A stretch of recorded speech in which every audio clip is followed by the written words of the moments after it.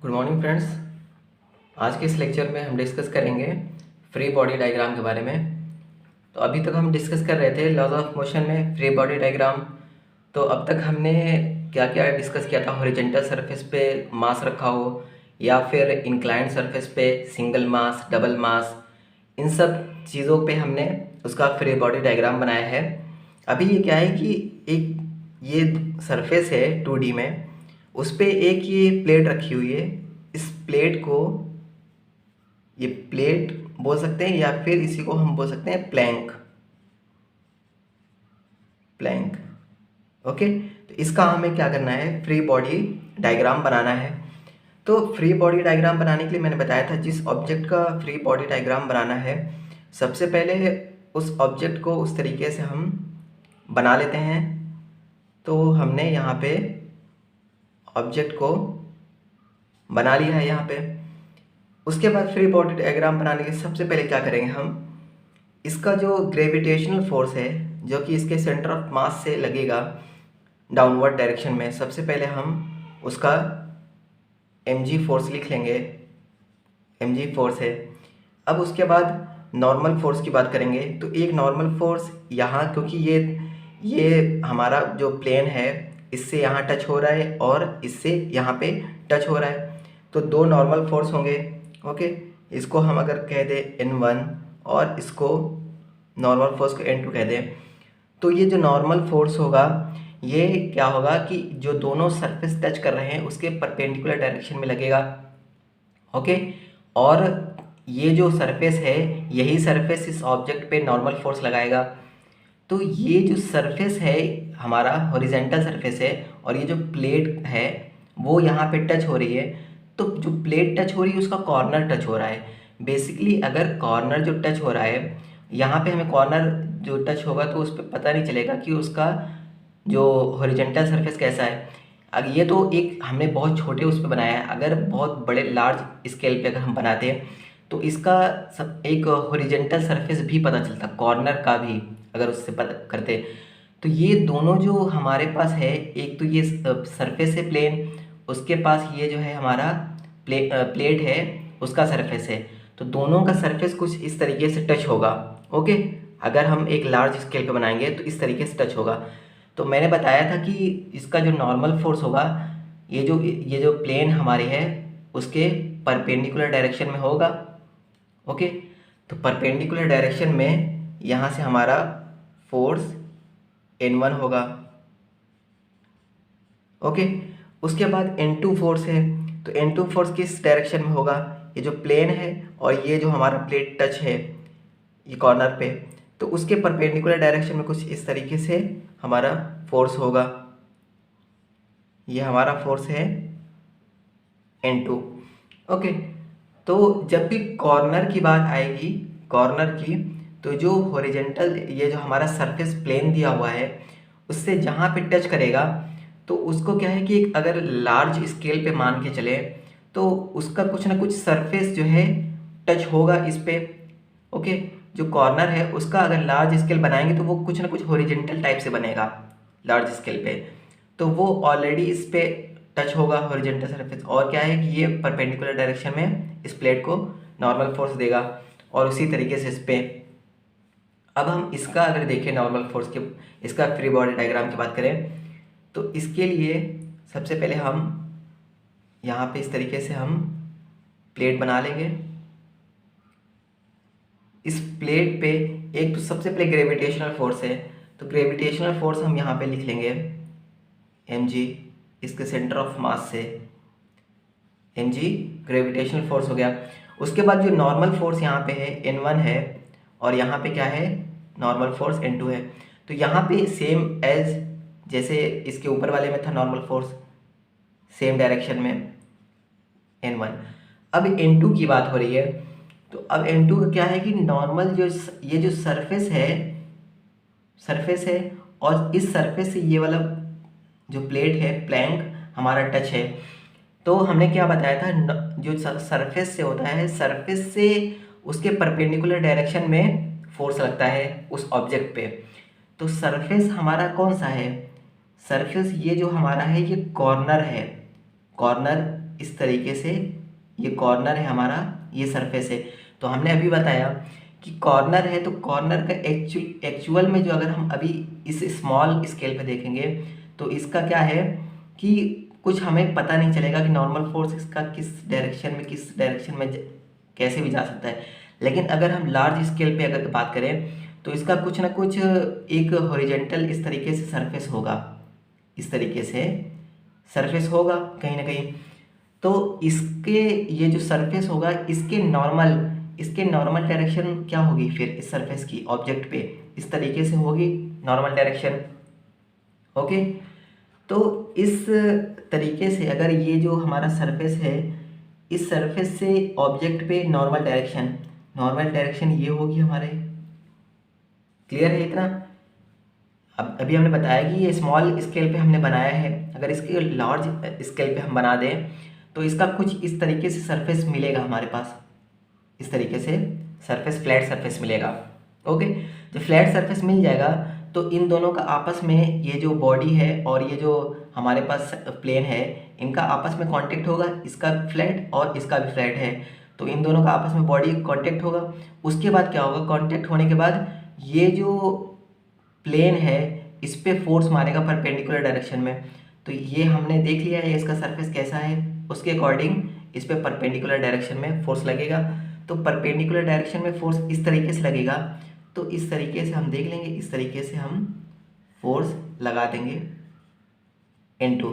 यहाँ पे क्या था कि यहाँ पे इस तरीके से सरफेस हॉरिजेंटल था, तो इस तरीके से सरफेस दिया हुआ था हमारे पास पूरा वर्टिकल, तो इस तरीके से सरफेस दिया हुआ था, तो इसका परपेंडिकुलर लगाना था, तो परपेंडिकुलर इसका इस डायरेक्शन में आएगा। बट यहाँ पे क्या था, यहाँ पे कुछ डिफरेंट था, क्योंकि कॉर्नर पे इसके फोर्स लग रहा है, कॉर्नर से फोर्स लग रहा है इस बॉडी पे। तो कॉर्नर का सबसे पहले हम लार्ज स्केल पे बनाए, उसके बाद तब हमें पता चला है कि इसका सरफेस इस तरीके से होगा, इस डायरेक्शन में, फिर हमने इस पर नॉर्मल फोर्स लगा लिया है। क्लियर है इतना? इसके बाद हम बात करेंगे इस थर्ड बॉडी की, जो कि यहाँ पे कॉर्नर पे इसका भी कॉर्नर अटैच है और यहाँ पे भी इसका N1 नॉर्मल फोर्स हमने माना है, इसका माना है N2। अब हम क्या करेंगे कि इसका सबसे पहले प्लेट बना लेंगे, इसके हमने सबसे पहले प्लेट बनाई है। प्लेट बनाने के बाद सबसे पहला काम क्या है, हमने ग्रेविटेशनल फोर्सेस का mg, सबसे पहले mg यूज़ किया है। उसके बाद क्या होगा, नॉर्मल फोर्स ये वाला N1, उसी तरीके से जैसे सब में अभी N1 था, उसी तरीके से N1 हमने नॉर्मल फोर्स लिख दिया है। अब N2 की बात करेंगे तो N2 जो हमारा है, इसका भी कॉर्नर है और इसका भी कॉर्नर है, तो ये जो बॉडी है इसके कॉर्नर से टच है और ये बॉडी का भी कॉर्नर एक दूसरे से ही टच है। तो अब क्या है, हमने जैसे यहाँ बताया था कि ये जो प्लेन है उसका हम लार्ज स्केल पे अगर बनाते हैं तो कुछ इस तरीके से दिखता है। तो अगर हम यहाँ पे लार्ज स्केल पे प्लेन बनाएं तो प्लेन का कुछ इस तरीके से सरफेस दिखेगा लार्ज स्केल पे, ये वाला जहाँ से ये टच है, ये जो हमारे पास प्लेन है तो उसका ये सरफेस इस तरीके से दिखेगा। और ये जो बॉडी है उसका कॉर्नर है, उसका कॉर्नर भी अभी हम स्मॉल स्केल पे बनाएं, अगर लार्ज स्केल पे बनाएंगे तो उसका भी सरफेस कुछ इस तरीके से टच होता हुआ पता चलेगा। ओके, तो अब क्या है कि अब ये हम एज्यूम करके समझ लेंगे ऐसे। उसके बाद फिर क्या करेंगे, फोर्स हमें देखना है बॉडी पे।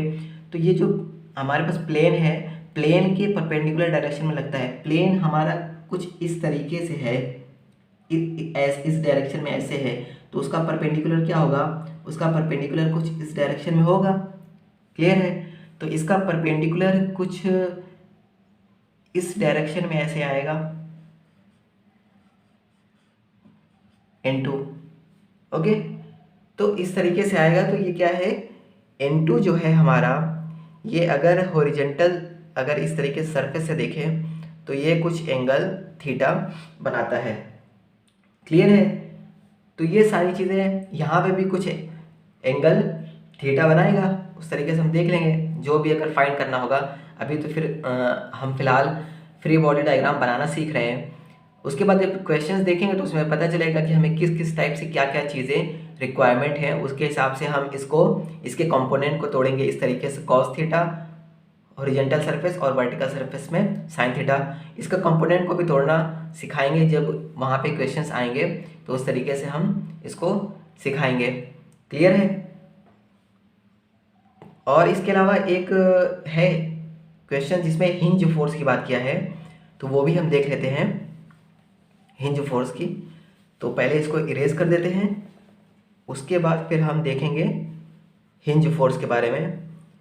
तो बेसिकली हिंज फोर्स क्या होता है, जैसे डोर का कोई फोर्स है, डोर जहाँ से जॉइंट होता है उसको हिंज बोलते हैं, जिसके रेस्पेक्ट में डोर हमारा रोटेट हो रहा है।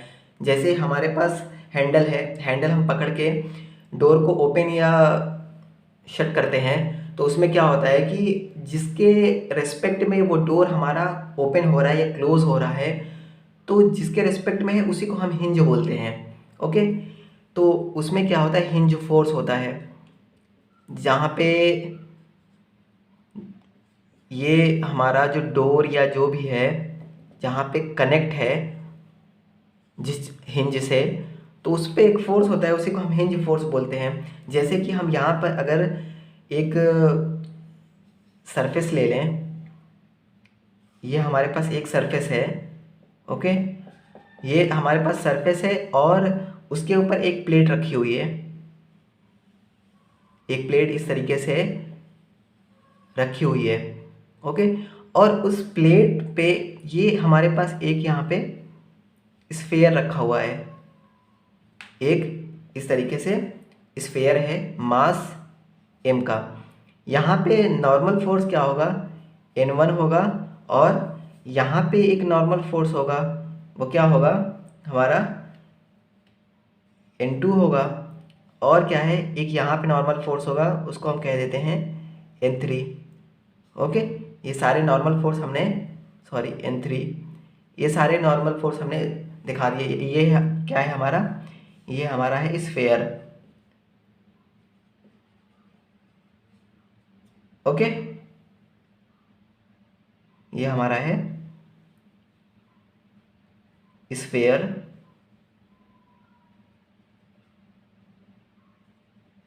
ठीक है, अब हम क्या करेंगे कि फ्री बॉडी डायग्राम हम बनाएंगे इस प्लैंक का, प्लेट का, और इस स्फेयर का हम फ्री बॉडी डायग्राम बनाएंगे। बेसिकली क्या है कि ये हमारा कुछ हिंज की तरह काम करेगा। जैसे कि ये इस तरीके से प्लेट रखी हुई है, जैसे जैसे स्फेयर आगे की तरफ बढ़ेगा ये इसके रिस्पेक्ट में कुछ इस तरीके से डाउन जाएगा। अगर ये सरफेस स्फेयर जो है हमारा, अगर इस अंदर की तरफ फोर्स लगाएंगे तो ये हमारा कुछ हिंज के रिस्पेक्ट में इस तरीके से रोटेट होगा, इस तरीके से रोटेट होगा यहाँ से। तो अब हम इनका फ्री बॉडी डायग्राम बनाना है। तो फ्री बॉडी डायग्राम बनाने के लिए अब हम क्या करेंगे, सबसे पहले ये जो प्लेट है इस प्लेट का हम फ्री बॉडी डायग्राम बनाएंगे। इस प्लेट का फ्री बॉडी डायग्राम बनाने के लिए हमने सबसे पहले प्लेट बना ली, उसके बाद यहाँ से इसका ग्रेविटेशनल फोर्स mg हमने बना लिया है। ओके, उसके बाद हमने बताया था N1 फोर्स इस तरीके से लगेगा, ये भी क्लियर है क्योंकि हमने बता दिया ये जो सरफेस है इसी के परपेंडिकुलर डायरेक्शन में, और अजम्पशन मान लेंगे कि ये लार्ज स्केल पे है, तो लार्ज स्केल पे ये जो प्लेट है इसका कॉर्नर है वो भी कुछ फ्लैट टाइप का सरफेस दिखेगा। तो इस जो प्लेन है, प्लेन के परपेंडिकुलर डायरेक्शन में हमेशा ऑब्जेक्ट पे फोर्स लगता है। तो इस तरीके से हमने नॉर्मल फोर्स लगा दिया है। ओके, उसके बाद क्या है कि ये जो स्फेयर है, स्फेयर भी इस पर फोर्स लगाएगी तभी ये टिका हुआ है। ओके, उसके बाद बैलेंसिंग कंडीशन जब क्वेश्चंस आएंगे तो उसमें देखेंगे कि कितना फोर्स से ये स्फेयर इस पर फोर्स लगाए, नॉर्मल फोर्स की ये कंटिन्यू उसी तरीके से रुका रहे, इस तरीके से क्वेश्चंस आएंगे। तो ये स्फेयर इस पर नॉर्मल फोर्स लगाएगी, नॉर्मल फोर्स ये जो स्फेयर है वो लगा रही है, तो इसके स्फेयर के परपेंडिकुलर डायरेक्शन में, तो इसका परपेंडिकुलर डायरेक्शन क्या होगा, इस पर टेंजेंट लगा लेंगे, टेंजेंट के परपेंडिकुलर डायरेक्शन लगा लेंगे, तो इसका परपेंडिकुलर डायरेक्शन कुछ इस तरीके से होगा N3। ओके, ये हमारे पास हो गया परपेंडिकुलर डायरेक्शन। अब हम क्या करेंगे, ये हमारा बन गया प्लेट के लिए। अगर हमें स्फेयर के लिए बनाना है, ये हमारा स्फीयर के लिए फ्री बॉडी डायग्राम बनाना है। तो स्फीयर के लिए बनाना है तो सबसे पहले क्या करेंगे, mg फोर्स इसका सेंटर ऑफ मास से डाउनवर्ड डायरेक्शन में। उसके बाद क्या है कि एक जो ये जो प्लेट है, प्लेट इस पे फोर्स लगाएगी, इसको आगे ढकेलने के लिए प्लेट इस सरफेस पे फोर्स लगाएगी, स्फीयर पे। तो इस पे फोर्स लगाएगी, तो इस पे फोर्स किस डायरेक्शन में लगाएगी, ये जो प्लेट है, प्लेट का सरफेस, प्लेट का मतलब क्या है, ये सरफेस है, सरफेस का परपेंडिकुलर डायरेक्शन में। सरफेस का परपेंडिकुलर डायरेक्शन क्या होगा, कुछ इस तरीके से होगा, क्योंकि प्लेट इस तरीके से है, इस तरीके से प्लेट है, तो प्लेट का इस तरीके से परपेंडिकुलर डायरेक्शन होगा।